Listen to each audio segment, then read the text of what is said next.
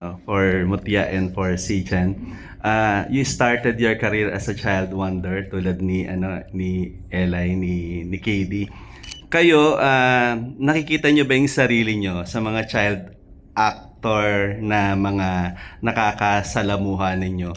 And what are the challenges you encounter during the time na lumalaki kayo? Siyempre walang project kasi bata kayo nagsimula tapos teens na, di ba? Parang dumating ba sa point na kala nyo yun na yung end ng career nyo kasi hindi na kayo child star? Grabe naman yung end of career. Hindi, Tinapos mo na agad-agad. hindi parang natakot lang, di ba? Nabakante lang naman. Nabakante. Ganyan. So, it's a two-part question. Let's go to the first one. Ano yung nagiging reaction niyo pag nakakita kayo working with a child actor? Ni Mutia.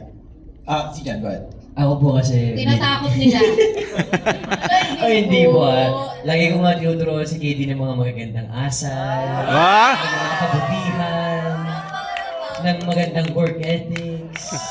Mag-focus ka palagi. I don't know if you heard it. Ang dami nag-react. I disagree. Parang ang daming Parang kontra. ako po talaga yung ganun Ang kay daming KD. kontra. Or mismong pro team yung nagkumukontra yata. Ano ba? Hindi po, talaga mabait ganun po ako. kasi dyan.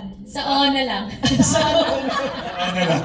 Narinig ko, Ano po na? narinig ko, sabi niya, uwi ka na naman. Kami, nung bata kami, hindi pa kami uwi. Ay, kasi wala akong ganun. Wala akong sinabing ganun. Ano yung sa season po yung type na iyakan po yung eksena sumabigat para kay KD. Patatawanin po niya Uy, hindi Sabi ko nga sa kanya, lulugo-lugo ka na. Lulugo-lugo na. Tama na yan. Tama na yung tawa-tawa na yan. Di ba tinutulungan ko po siya mag-focus? Kasi yun po yung ina-apply din sa akin dati. So, ina-apply ko din po sa kanya ngayon. Let's hear from the subject. KD, anong masasabi mo? Paano ka Oh, wait! Hindi, tinutulungan ko po talaga siya, promise. KD, tinutulungan ka ba ni Kuya Zichan in some of the scenes? Sa ona. Sa dulo, inaasar ka na. Hindi nga po Kuya MJ, siya po nga po yung minsan nag-distract po sa akin. Ah, really? Opo. May sinasabi si Quincy. Ano yun? Na tinutulungan. Pagsalitain mo, ayaw mo pa sagutin. Ay, sige, sorry. KD. Sa dulo po, Oo. si... Ang Panginoon na lang po yung nakakaiba. Dinama yung... Ay, bro. Si bro na makakapit sa'yo. Ganun ka kalala. Tropa ko pa naman yun. Lagot Ito ba tayo, bro? Lagat ka. But yeah, ikaw, kamusta yung experience working with a child actor? Ako po masaya ako kasi akala ko noon, lagi lang ako yung pinakabata sa set. Hanggang sa nare-realize ko na, ay hala, may mas bata pa sa akin. Tapos lagi kong hinihiling na sana ka-eksena ko si KB para kasama ako sa dole cut-off niya.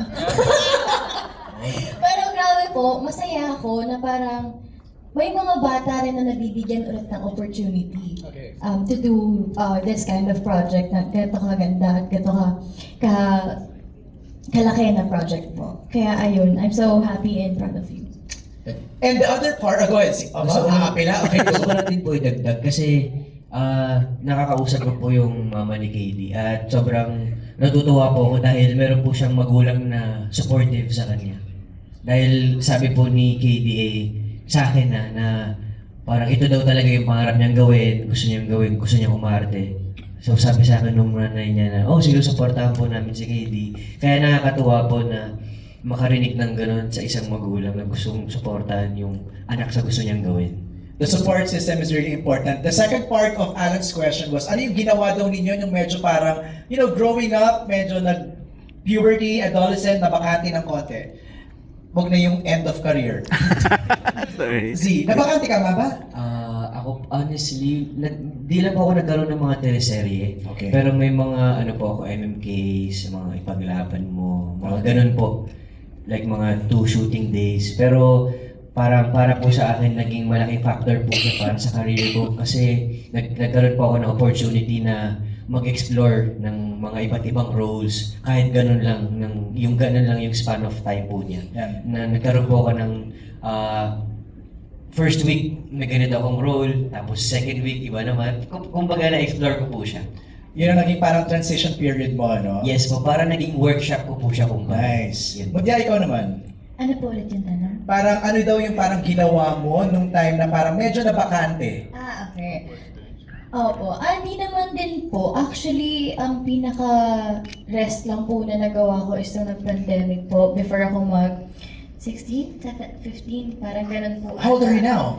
19 po. Okay. Parang yun lang naman po yung span na hinintay kong months para po makapag-shoot ulit. Oo. Yun. And then Medyo- puro online lang din po yung ginagawa ng mga online shoot, mga online show, mga ganyan. Ayun Right. po.